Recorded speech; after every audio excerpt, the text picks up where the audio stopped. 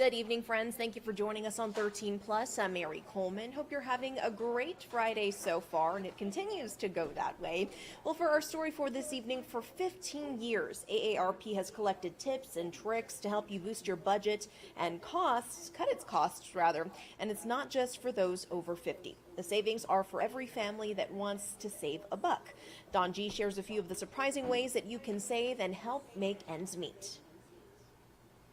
With inflation, higher interest rates, and all the economic changes we've seen over the last few years, saving a little here and there is more important than ever.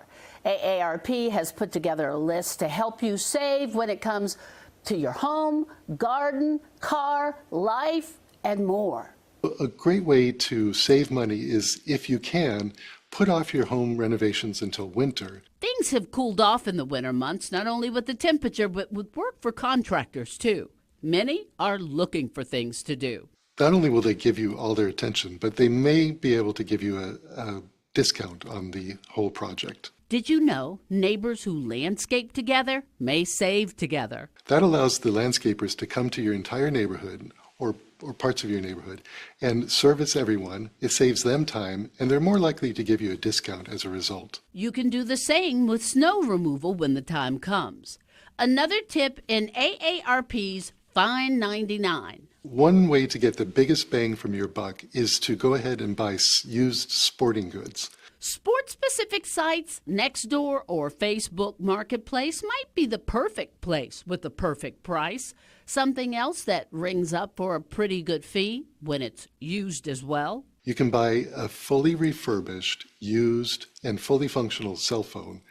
Typically, they're under warranty if you buy it from a third-party retailer, and you can save hundreds of dollars. When you want to wind down, you don't want to get all wound up about how much it costs to find good entertainment. If you're buying a sports ticket, say to a major sports team, it's better to wait until it's closer to the game because prices tend to go down.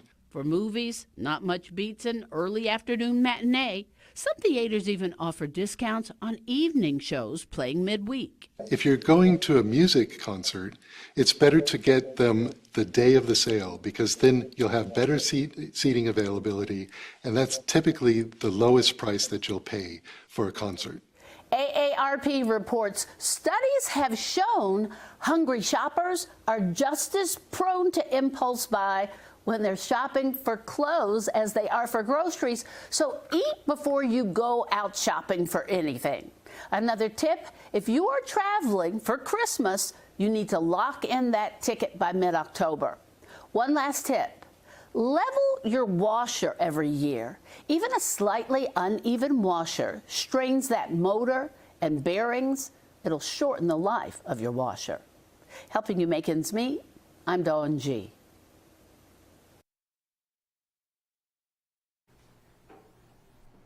And now it's time to bring in 13 First Alert meteorologist Corey Coates for a look at our weather. Hey, Corey, you're wearing your snowman tie today. It's like, okay, it's not like that hot where I need to be, funny and silly about it, but, 100 degrees today, and we were joking here back in the weather team, Aaron, Allie, and I, and we saw 98. We were like, oh my gosh, like nice, in the forecast, cool day. We've had some 90s, and I was like, it's got me thinking about winter. Not quite though, but hey, look at this sunset. Right, I think we're checking that out on Mount Bigelow. I mean, that's pretty cool. Live picture here, y'all. Nice, because I think the shower and storm activity kind of fizzling out, a little bit of moisture in the air, some clouds thinning out, and we're getting some nice looking colors from it. Yeah, it's a really nice look as the sun begins to set. Let's talk about our monsoon rainfall right around that midway point, and we had a nice dumping of rain yesterday where we almost saw an inch, and we were already well above average, but look at this. We're nearly double what you see through this time to date through monsoon, and the National Weather Service said it's the 13th wettest monsoon rainfall to date, so almost cracking the top 10. And look at the average monsoon rainfall, and mind you, monsoon ends September 30th. We're already almost at that mark, so I have a feeling we're going to be at least a little bit above average, and that's kind of the case here for some other spots, above average, some more than others. Tucson and Nogales are both well above normal. Wow, Nogales almost has 10 inches of rain so far. Wilcox and Sierra Vista above average, but not quite as far above their normal to date. And we definitely had a less busy day with storms compared to yesterday. And well, big reason why we had less storms today is how busy it was yesterday. So we had a lot of storms in the afternoon, evening, and overnight hours. And when you have storms, what happens is it warms the upper and mid atmosphere and it cools the surface. You need lifted instability to get storms going. Think about it. Cool air is more dense. Well, now we have the cool air at the surface, and warm air is less dense. Now warm air is above, so it's kind of right where it needs to be. So the air isn't really forced up. So that's why we didn't have as many storms, as well as some leftover cloud cover from those showers and storms overnight. Didn't allow for as much heating, and therefore instability to form. We also just had a little bit less moisture for some of the atmosphere to tap into. We just had a rainbow, but we missed it. But it's okay. It's still a nice look from the Tucson Mountains, looking northeast as the sun sets on a decaying little cell that's over the Catalina Mountains. We got nice temperatures too, 94 in Tucson, but could be nicer a place like Wilcox and Vail that we're dealing with some cloud cover, shower, and storm activity there in the 70s and 80s as it stands right now. And there's what that radar looks like. Some of the storms that were off to the east fizzling out. Really, really not a impactful day for storms. That was a storm, but now you can see it's really fizzling out, moving over the Catalina Mountains. And, well, now the best storm activity is off to our south. You can see a nice outflow. You see that little hook, a little arc coming out. It's an outflow from those storms. Sometimes storms trigger on it, but there's just not a lot of instability today. So not really seeing a whole lot forming on that outflow boundary, but still doing little storms trying to trek into Nogales as they're trying to push through Sierra Vista. And then, yeah, over the next few hours, things should fizzle out. Really, in the low-grade day, could maybe see a little shower activity according to our new run of our model. And then an early start to storms in Tucson. We normally see it in the later afternoon. Well, it looks like the early afternoon could be the best shot of seeing it here in the Old Pueblo. 1 o'clock projection shows that, and a lot of storms, especially off to the south and west of Tucson. And they're already to the west of Tucson by 5, and then by the evening hours, things should fizzle out. So we'll break it down hour by hour for you guys.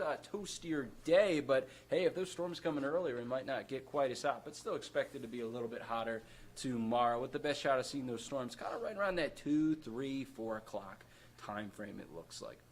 And that monsoon meter will be at a 4 out of 10, and we might bump it up to a 5 just based on the model runs. We'll kind of discuss that there for the later shows, but as of now, a 4 out of 10. Today would have been probably more of a 2 out of 10, just for you to have a frame of reference. Main concerns: flash flooding, strong winds, dust, and hail. And there are your weekend storm chances. You can see those storm chances are best tomorrow, Tucson and areas south and west. And then on a day like Sunday, kind of more sharing the wealth with those storm chances, where the threat kind of shifts a little bit back to the east. And a good example of that is Douglas, where they only have a 20% chance tomorrow, and then it rises to a 50% chance by the time you get to Sunday. And here are your weekend high temperatures.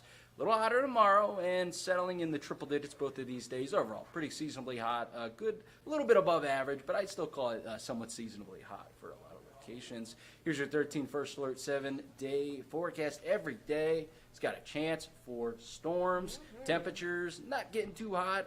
Also, not getting as cool as you'd like, right? 98 to 104 is that temp range over the next 7 days. The lows are nice, though. Lows in the 70s, we'll take that. There you go. Yeah. Thanks, Corey. Uh-huh. Well, once again, we'll leave you with a live look from our Mount Bigelow cam. As Corey said, we'll have a much more up-to-date forecast on our news at 9 and 13 News Live at 10. So we'll see you then. Have a good